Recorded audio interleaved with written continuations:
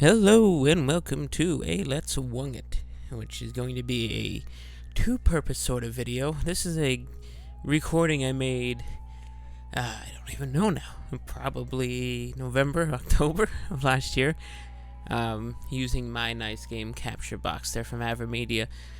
Once again, I've said it before, if you need a box for capturing game footage, I'd have to say the AverMedia is the best. Yeah, Luigi's Mansion 3. Great game, I have to tell you. It's the best Luigi's Mansion yet. And I've finished this first and second one.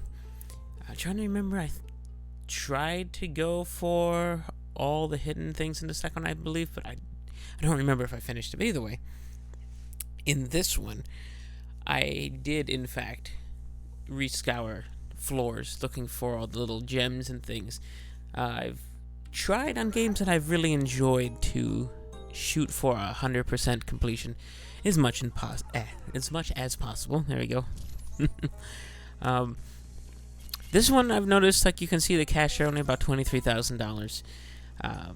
It's a lot lower than the other two from what I remember. I could have sworn the other one you had millions of dollars when you get to the end, and then it unlocks the best sort of mansion. Haven't hit the end of this one yet. Unfortunately, I guess I've gotten away from it. I think I was playing this around Halloween time, and then I ended up with Medieval, which got me distracted from this. And then, of course, I've gotten distracted since then from Medieval. I'm currently playing Monster Boy on the Switch, a game that once I'm finished with, I will be doing a full-on review for that one. Definitely want to start doing those again, but it requires some gameplay capture, which unfortunately when I'm playing them I don't always capture them. In fact, I rarely do. But yeah, so this was a two-subject sort of wung it.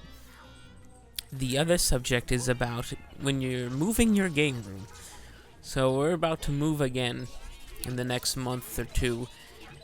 I just noticed that Ghost had a lobster. Anyway, so I'm going to be moving again, and that will be, let's see, 1, 2, 3, 4, the fifth time my game room has moved. Yeah, over the course of, let's say, about 8 years, 5 times in 8 years. Every time that I've moved it, it's completely changed. This is probably the first time that it has had a multi-function to it. In the past, technically, it was also a recording studio, but that stuff wasn't as prominent. This time around, I have a recording studio section. This time around, at least for some period of time, I don't know how long it'll last, but I will have a second music and movie production room, which would be great because I can hang up my green screen, can do videos in there. Then I'll have a dedicated gaming room next to it, and it just happens to be that the house we're going to has space for that. For the time being, things change over the years. So the thing I just wanted to bring up was just I've learned over the years how to compress more stuff into a smaller space, whether that being the way that I organize the wires. For example, originally for the first 3 iterations of a game room, all of my systems were hooked up 100%. This includes video and power. I would have power strips going to power strips going to power strips. Of course, none of them were switched on. My logic behind that is it's not a fire hazard if they're not on, which, luckily I survived that. Yeah, I got it to the point where I knew, switch 1 on strip 1, switch 5 on strip 2, switch 3 on switch 3, and then flip video box to B on this one, and input to 3. I had that down for every system. Of course, I had them marked for the longest time, but eventually I learned it. But these days, just to kind of not have to have such a massive console setup, I just put the systems on the shelves, grouped with their controllers and wires. When I want to do that system, I've done a video on this actually. Just take it off the shelf and carry it over to a DV. That also allows you to play it in different rooms, which was another problem in the past. The console collection was, hardwired in, so you had to play it in the room. It was hardwired too. Definitely much better not having it that way. So when we get to this 5th game room, it's once again going to be set up where the consoles and their wires are grouped together, so I can, hook it up as needed. Looking to do a CRT setup as well. I currently have just a tiny little, I don't even know what it is, 11-inch, 13-inch CRT. It's a good place to start. That's what I had all along. My first one did die, unfortunately. The vertical adjustment part of it, I guess it would be a giant capacitor, died. So the screen itself is very squished. It is definitely not something you could use.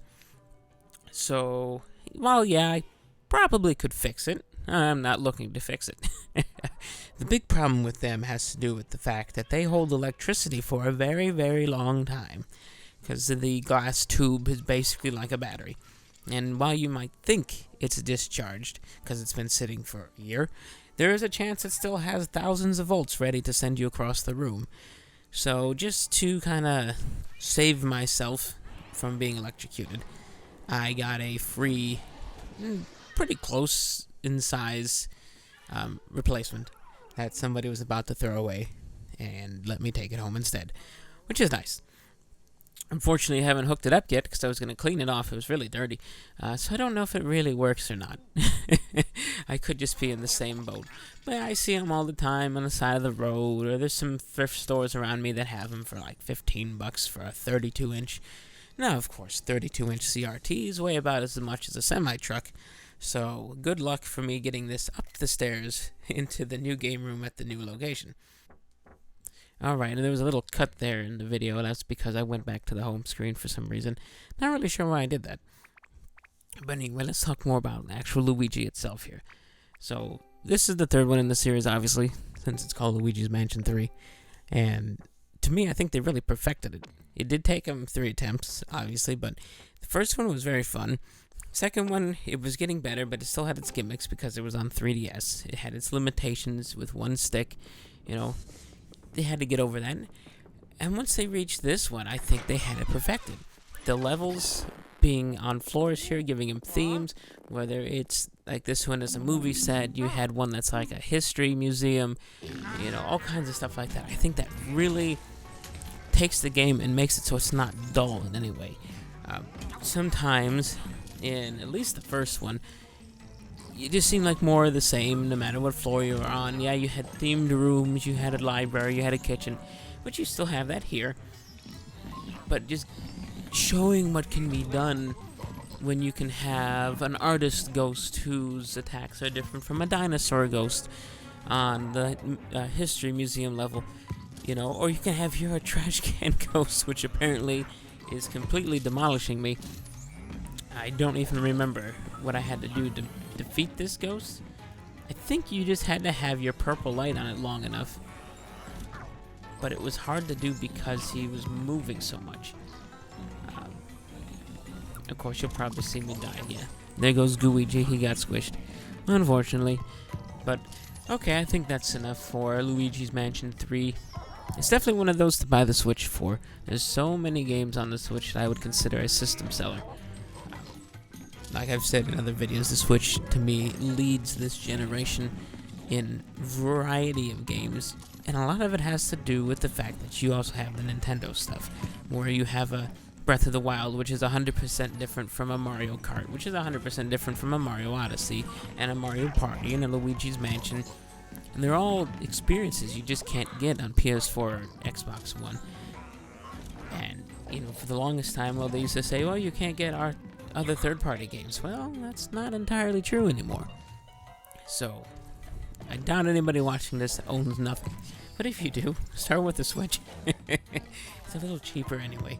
Oh, there we go. We knocked the trash can over, and now we're zapping him with the blue light, or purple light, whatever it's called. So, hope you enjoyed, and I will see you in the next video. Goodbye.